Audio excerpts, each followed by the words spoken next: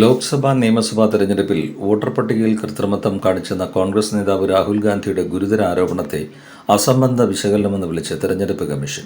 തെറ്റിദ്ധരിപ്പിക്കുന്ന കാര്യങ്ങൾ പറഞ്ഞതിന് രാഹുൽ ഗാന്ധി രാജ്യത്തോട് മാപ്പ് ചോദിക്കണമെന്നും തെരഞ്ഞെടുപ്പ് കമ്മീഷൻ ആവശ്യപ്പെട്ടു. രാഹുൽ ഗാന്ധി അദ്ദേഹം പറഞ്ഞ കാര്യങ്ങളിൽ വിശ്വസിക്കുകയും തെരഞ്ഞെടുപ്പ് കമ്മീഷനെതിരെ നടത്തിയ ആരോപണങ്ങളിൽ ഉറച്ചു നിൽക്കുകയും ചെയ്യുന്നുണ്ടെങ്കിൽ അദ്ദേഹത്തിന് രേഖാമൂലം പരാതി കൊടുക്കുന്നതിൽ യാതൊരു പ്രശ്നവുമില്ല.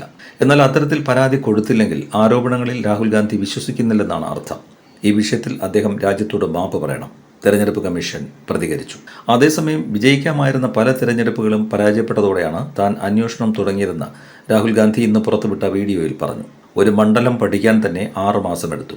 ഈ സാഹചര്യത്തിൽ തെരഞ്ഞെടുപ്പ് കമ്മീഷൻ ഉടൻ ഡിജിറ്റൽ ഡേറ്റ കൈമാറണമെന്നും രാഹുൽ ഗാന്ധി ആവശ്യപ്പെട്ടു. തെരഞ്ഞെടുപ്പ് കമ്മീഷനോട് അദ്ദേഹം 5 ചോദ്യങ്ങൾ ഉന്നയിച്ചിട്ടുണ്ട്. ഡിജിറ്റൽ പതിപ്പുകൾ നൽകാത്തത് എന്ത്? വീഡിയോ ദൃശ്യം നൽകാത്തത് എന്ത്? തെരഞ്ഞെടുപ്പ് കമ്മീഷൻ വോട്ടർ ലിസ്റ്റ് വ്യാപക ക്രമക്കേട് നടത്തിയത് എന്തിന്? മറുപടി തരാതെ പ്രതിപക്ഷത്തെ ഭീഷണിപ്പെടുത്തുന്നത് എന്തിന്? BJPയുടെ ഏജന്റായി പ്രവർത്തിക്കുന്നത് എന്തിന്?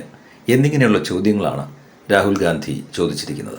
കഴിഞ്ഞ ലോക്സഭാ തെരഞ്ഞെടുപ്പിൽ കർണാടകയിലും മഹാരാഷ്ട്ര, ഹരിയാന നിയമസഭാ തെരഞ്ഞെടുപ്പുകളിലും വോട്ടർ പട്ടികയിൽ അടക്കം കൃത്രിമവും വോട്ട് മോഷണവും നടത്തിയെന്നായിരുന്നു രാഹുലിന്റെ ആരോപണം. BJP ജയിച്ച കർണാടകയിലെ ബംഗളൂരു സെൻട്രൽ ലോക്സഭാ മണ്ഡലത്തിൽപ്പെടുന്ന മഹാദേവപുര നിയമസഭാ മണ്ഡലത്തിൽ 1,250,000 വോട്ടുകൾ മോഷ്ടിക്കപ്പെട്ടെന്ന് രാഹുൽ ഗാന്ധി വാർത്താ സമ്മേളനത്തിൽ ആരോപിച്ചിരുന്നു.